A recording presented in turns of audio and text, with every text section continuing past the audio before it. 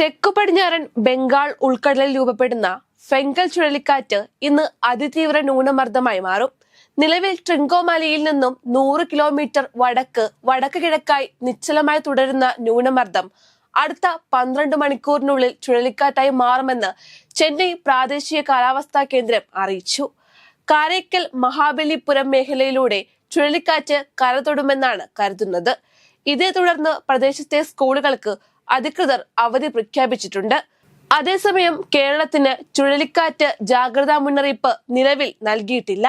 എല്ലാ ഉഷ്ണമേഖലാ ചുഴലിക്കാറ്റുകളെയും പോലെ ഈ ചുഴലിക്കാറ്റിന്റെ പേര് വേൾഡ് മെറ്റീരിയോളജിക്കൽ ഓർഗനൈസേഷന്റെയും പ്രാദേശിക കാലാവസ്ഥാ ഏജൻസികളുടെയും മേൽനോട്ടം വഹിക്കുന്ന ഘടനാപരമായ നാമകരണ സംവിധാനത്തെ പിന്തുടർന്നാണ് രൂപം കൊണ്ടത്. സൗദി അറേബ്യയാണ് ചുഴലിക്കാറ്റിന് ഫെങ്കൽ എന്ന പേര് നൽകിയത്. ഒരു സ്വാഭാവിക പ്രതിഭാസം എന്നാണ് ഈ പേരിന്റെ അർത്ഥം. ചുഴലിക്കാറ്റ് മുന്നറിയിപ്പിനൊപ്പം ഇന്നും നാളെയും തമിഴ്നാട്ടിൽ കനത്ത മഴ പെയ്യുമെന്ന മുന്നറിയിപ്പാണ് നൽകിയിരിക്കുന്നത്. തമിഴ്നാടിന്റെ തീരപ്രദേശങ്ങളിലും മുന്നറിയിപ്പ് നൽകിയിട്ടുണ്ട്. മണിക്കൂറിൽ 55 മുതൽ 70 കിലോമീറ്റർ വരെ വേഗത്തിൽ കാറ്റ് വീശുമെന്നാണ് മുന്നറിയിപ്പ്.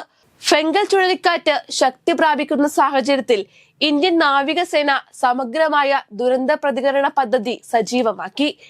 RMCയുടെ ചെന്നൈയുടെ കണക്കനുസരിച്ച് അതിശക്തമായ മഴയ്ക്കുള്ള ഓറഞ്ച് അലർട്ടാണ് നിലവിൽ പ്രഖ്യാപിച്ചിരിക്കുന്നത്. കാഞ്ചീപുരം, ചെങ്കൽപ്പട്ട്, വില്ലുപുരം, കടലൂർ ജില്ലകളിലെയും പുതുച്ചേരിയിലെയും ഒറ്റപ്പെട്ട സ്ഥലങ്ങളെ ഇത് ബാധിക്കാൻ സാധ്യതയുണ്ട്. ചെന്നൈ, തിരുവള്ളൂർ, റാണിപ്പേട്ട്, തിരുവണ്ണാമലൈ, കള്ളിക്കുറിച്ചി, പേരാമ്പ്ര, അരിയല്ലൂർ, പുതുക്കോട്ടൈ, തഞ്ചാവൂർ, തിരുവാരൂർ, നാഗപട്ടണം, മയിലാടുതുറൈ, കാരയ്ക്കൽ മേഖലകളിൽ കനത്ത മഴയ്ക്ക് സാധ്യതയുള്ളതിനാൽ കാലാവസ്ഥാ വകുപ്പ് യെല്ലോ അലർട്ട് പ്രഖ്യാപിച്ചിട്ടുണ്ട്. ഇതുകൂടാതെ കപ്പലുകളും വിമാനങ്ങളും റഡാർ സ്റ്റേഷനുകളും മത്സ്യബന്ധന ബോട്ടുകളും ഹാർബറിലേക്ക് മടങ്ങാൻ നിർദ്ദേശം നൽകിയതായി ഇന്ത്യൻ കോസ്റ്റ് ഗാർഡ് അറിയിച്ചു. നേരത്തെ പ്രഖ്യാപിച്ച മുന്നറിയിപ്പിൽ ന്യൂനമർദ്ദം ട്രിങ്കോമാലിയിൽ നിന്നും ഏകദേശം 310 കിലോമീറ്റർ തെക്കുകിഴക്കും പുതുച്ചേരിക്ക് 710 കിലോമീറ്റർ തെക്ക് കിഴക്കും ചെന്നൈയിൽ നിന്നും 800 കിലോമീറ്റർ തെക്ക് കിഴക്കുമായി സ്ഥിതി ചെയ്യുന്നതായി ഡിപ്പാർട്ട്മെന്റ് അറിയിച്ചു.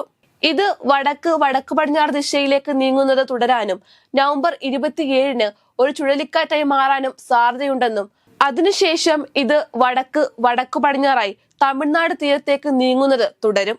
തുടർന്നുള്ള 2 ദിവസങ്ങളിൽ ശ്രീലങ്ക തീരത്തേക്ക് നീങ്ങുമെന്നും IMD അറിയിച്ചു. തമിഴ്നാട്ടിലെ കാവേരി ഡെൽറ്റ മേഖലയിൽ കനത്ത മഴ രാത്രിയോടെ പെയ്ത് നെൽകൃഷിക്ക് നാശമുണ്ടാക്കി. ഡെൽറ്റ മേഖലയുടെ ഭാഗമായ കടലൂർ, മയിലാടുംതുറൈ ജില്ലകളിലെ ചില ഭാഗങ്ങളിൽ അതിശക്തമായ മഴയ്ക്ക് സാധ്യതയുണ്ടെന്ന് ഇന്ത്യൻ കാലാവസ്ഥാ വകുപ്പ് മുന്നറിയിപ്പ് നൽകി. തിരുവാരൂർ, മുതുപ്പേട്ട, മയിലാടുംതുറൈ തുടങ്ങി നിരവധി പ്രദേശങ്ങൾ വെള്ളത്തിനടിയിലായി.